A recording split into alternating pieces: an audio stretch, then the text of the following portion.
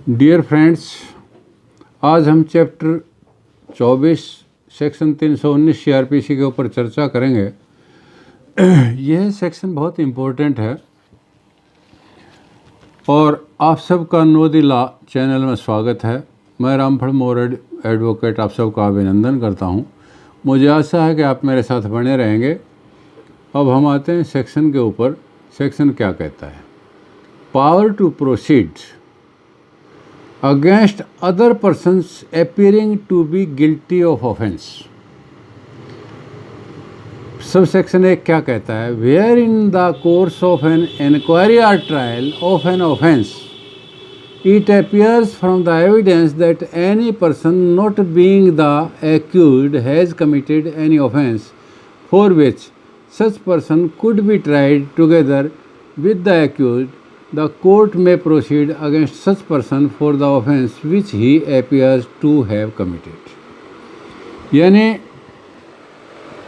जब शहादत में इंक्वायरी या ट्रायल के दौरान ये साबित हो जाता है, ये दिखाई देता है कि किसी आदमी ने बतौर एक्यूट के जुर्म किया है और वो ट्राई नहीं किया जा रहा, तो उस आदमी के खिलाफ भी दूसरे मुलजिमों के साथ ट्राई करने के लिए कोर्ट समन कर सकती है और उसको बुला सकती है। अब सब सेक्शन 2 क्या कहता है कि यदि ऐसा व्यक्ति अदालत अटेंड नहीं कर रहा है तो वो गिरफ्तार या सम्मन किया जा सकता है। वह गिरफ्तार किया जा सकता है या सम्मन भेजकर बुलाया जा सकता है। तीसरा, यदि कोई व्यक्ति चाहे वह सम्मन या वारंट ना गया हो और कोर्ट में हाजिर हो तो जांच या विचारणा हेतु उस व्यक्ति को कोर्ट डिटेन कर सकती है। चौथी बात क्या है कि जहां न्यायालय किसी व्यक्ति के विरुद्ध उपधारा 1 के तहत कार्रवाई करता है तो 2 बातें इसके अंदर कही हैं। तो कार्रवाई एफ्रेश यानी शुरू से होगी। दूसरा क्या कहा कि कार्रवाई वैसे ही चलेगी मानो संज्ञान के वक़्त ही वो दोषी हो। अब इन सारी बातों को ध्यान में रखते हुए मैं आप लोगों को बताना चाहूँगा कि सेक्शन 319 रेड विद सेक्शन 227 के ऊपर 2015-4 क्रिमिनल कोर्ट केसेस 56 माननीय अपेक्स कोर्ट ने Jogendra Yadav versus state of Bihar के अंदर ये बात कही है कि summoning of additional accused added under section 319 is not entitled to seek discharge of section 200 under section 227 CrPC. यानी 227 में डिस्चार्ज की बात जो है, यानी जिस आदमी को सेक्शन 319 के तहत तलब किया गया है वो 227 में डिस्चार्ज नहीं किया जा सकता। इसमें यह नोटेबल बात है। दूसरी बात क्या है, इसमें 2009 एक criminal court cases 782 supreme court का फैसला है Hardeep versus state of Punjab. उसके अंदर ये कहा गया है कि proceeding against added accused shall be commenced afresh, witnesses will be reheard. ये बात जो है 4 के ए में कही गई थी और ये जो है ऑनरेबल अपेक्स कोर्ट ने इस बात को अपने डिसीजन में कहा है। तो अब जो है हरदीप वाले केस के अंदर एक बात और भी कही गई है कि cross examination of witness is necessary in order to summon under section 319 CrPC. मैं इस बात को यहाँ क्यों कहना चाहता हूँ और ये बात अब लार्जर बेंच को रेफ़र की गई है। सुप्रीम कोर्ट की ने इसको लार्जर बेंच को रेफ़र किया है कि इस बारे में एक विचार दिया जाए कि क्या होना चाहिए। तो बहुत से हाई कोर्ट इस व्यू के हैं, जैसे हमारा अपना high court Punjab and Haryana high court इस व्यू का है कि there is no need of cross examination, और मतलब अनक्रॉस एग्जामिन्ड के ऊपर भी कोर्ट कैन समन, लेकिन सुप्रीम कोर्ट ने ऐसा कहा है। अब मैं आपको थोड़ा सा 1-2 अथॉरिटी और बता करके एक इम्पोर्टेंट केस आपको बताऊँगा। 2010 2 क्रिमिनल कोर्ट केसेस पृष्ठ 700 Punjab and Haryana high court है। इसमें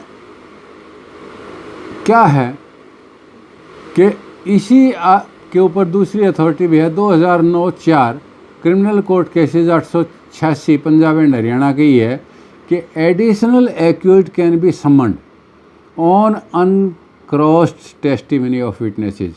मैं जो ये बात कर रहा था कि 2009 एक क्रिमिनल कोर्ट केस 782 जो हरदीप सिंह का केस है, वो ये कहता है कि क्रॉस एग्जामिनेशन के बिना विटनेस को नहीं बुलाया जा सकता, लेकिन हमारा हाई कोर्ट ये कहता है कि अनक्रॉस्ड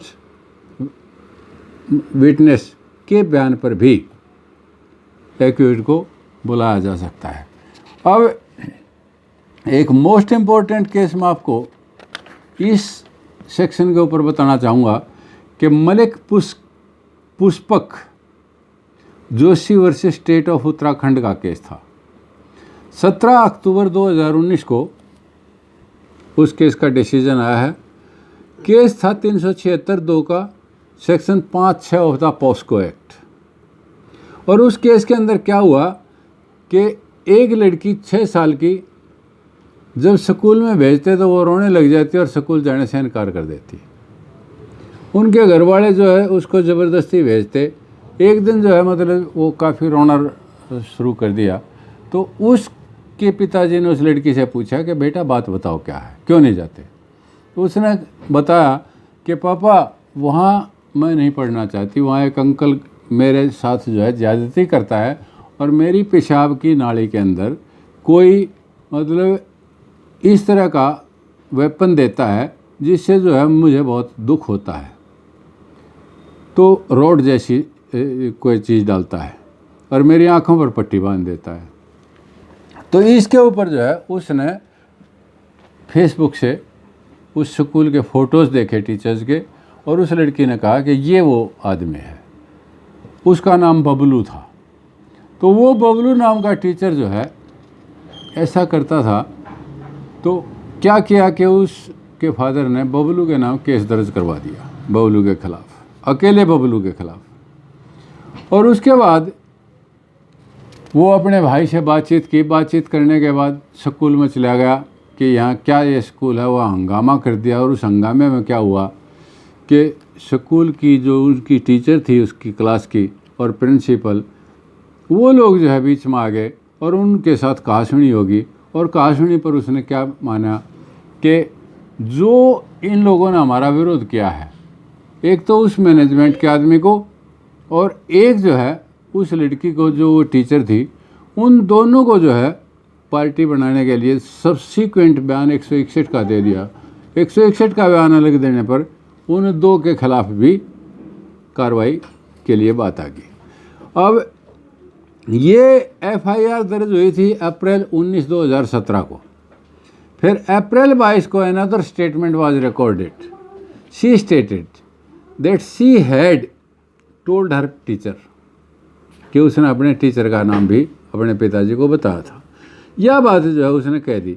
और 24 अप्रैल को 164 का बयान उस लड़की का हुआ। तो अब 164 का बयान और 161 का बयान जो पहले हुए थे, उन दोनों के अंदर अंतर आ गया। और जो एफआईआर दर्ज हुई थी वो केवल एक आदमी के खिलाफ दर्ज हुई थी। तो जब चार्जशीट पेश की गई तो चार्जशीट अकेले बबलू के खिलाफ पेश की गई।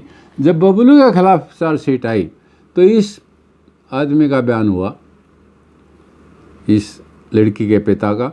जब इसका बयान हुआ तो इसने जो है उसके बाद 20/2/2019 को दरख्वास्त दे दी। और दरख्वास्त देने 20/2/2019 को जो है उसके बयान में उन दो का नाम लेते हुए दरख्वास्त दे दी। और उस दरख्वास्त के ऊपर 319 में समनिंग होगी उस टीचर की और मैनेजमेंट के आदमी की, जो मतलब उसका चेयरमैन या सेक्रेटरी था।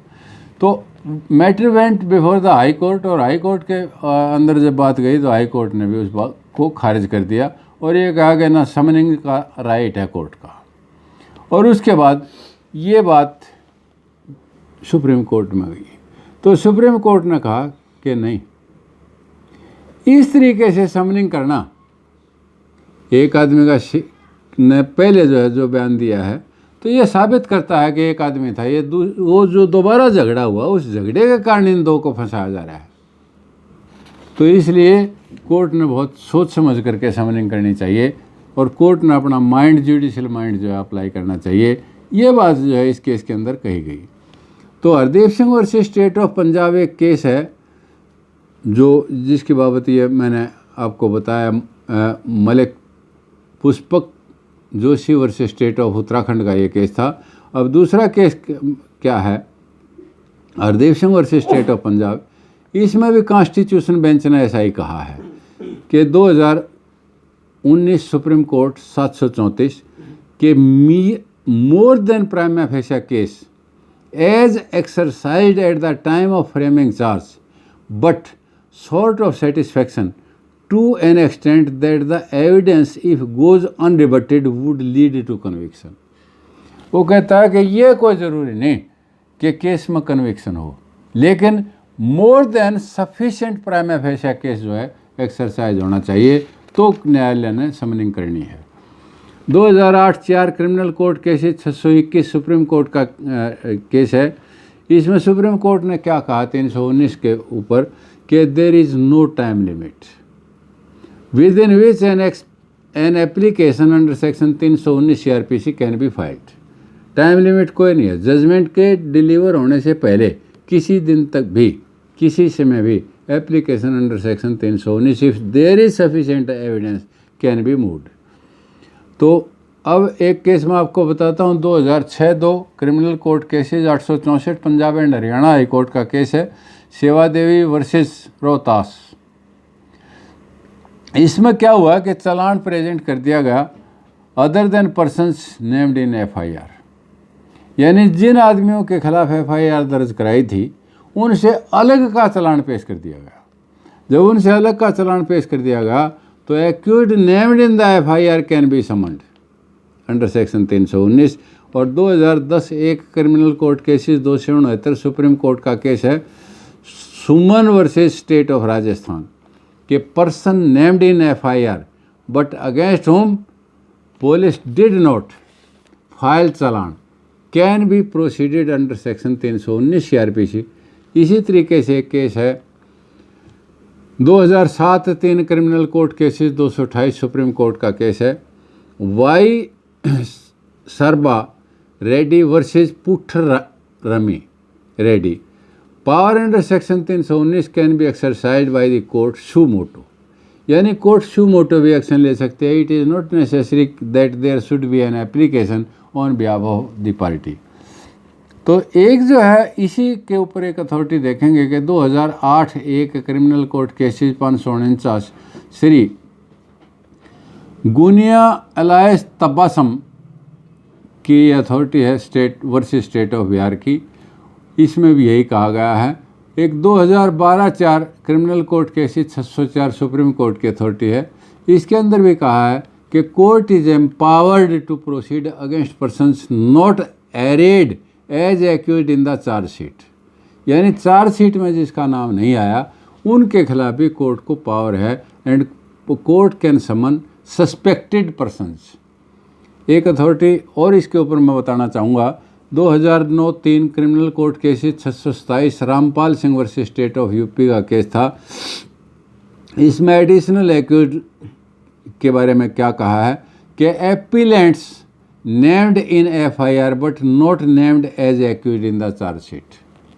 FIR में इनका नाम था लेकिन चार्जशीट जब सबमिट की गई तो चार्जशीट में इनका नाम नहीं आया।